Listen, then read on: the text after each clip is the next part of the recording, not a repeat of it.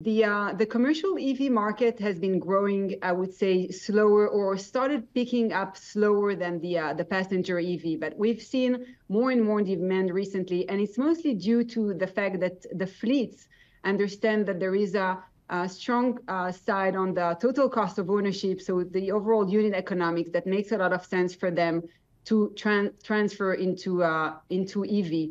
In addition to that, the infrastructure is being put in place, and therefore this combination makes it more attractive for them. And that's the reason we see this growing demand in the EV commercial space. So, I mean, but I think one of the challenges, just certainly in the automotive and personal use space, is cost and the relative high cost of EVs and the inability to bring those costs down and profitably build vehicles at a lower price point. Is that how do you view that issue overall, and how do you think that'll play out?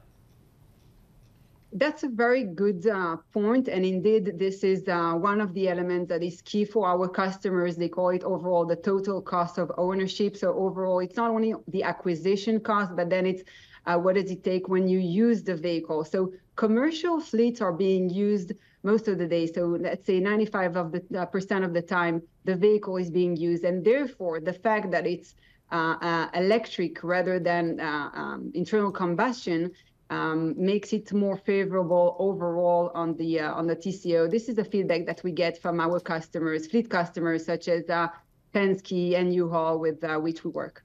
There's other ways to sort of also move away from fossil fuels, right? There's hydrogen, maybe hydrogen cars at some point, fuel cell batteries, biofuels, e-gasoline. Are you noticing a rise in any of those options when it comes to commercial fleets? Overall, what we see from a REE perspective is we are really agnostic to power. The first trucks that we put on place are in the medium duty sector, are electric trucks, and this is where we see a lot of demand right now. But eventually, we are completely agnostic, since our core technology, the core of what we're doing, the technology, is can be applicable to any source of power. Are you seeing different demand in different parts of the world? I know your company is in the U.S., they're in China and other parts of the world. It just feels like in the U.S. might be behind some other parts of the world in terms of consumer demand or just user demand. Yeah, so overall, indeed, there is a difference between the different locations in the world. So we have started our activities in the U.S. market, and this is where we see a lot of demand right now. We have certified our vehicles in the beginning of the year. We're actually the first vehicle to have certified a full by-wire, and see a lot of demand for that.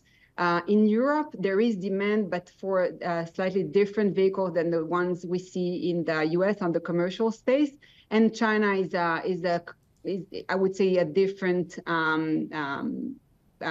market in this space. So we are currently focused on U.S. and Canada.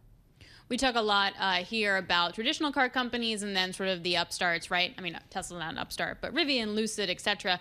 Volkswagen plowing about $5 billion into a tie-up with Rivian Automotive. What are your thoughts about that? They're going to jointly develop a battery-powered vehicle and software.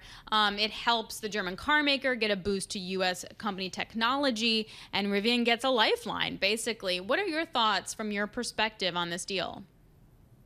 So maybe in a sentence, I think it's a brilliant deal for these two companies, but also this indicates the market about the readiness of legacy OEMs to integrate proven and superior technologies. So from a VW point of view, indeed, they integrate the technology, the software-defined vehicles, and for Rivian, it's great because they can tap into the supply chain of VW, and there together they can bring an attractive vehicle from a technology and cost standpoint. For the market, what it shows that legacy OEMs are ready to integrate now technologies, exterior technologies that are proven and that are superior into the core of what they're doing, and therefore it's very relevant for us at REE Automotive.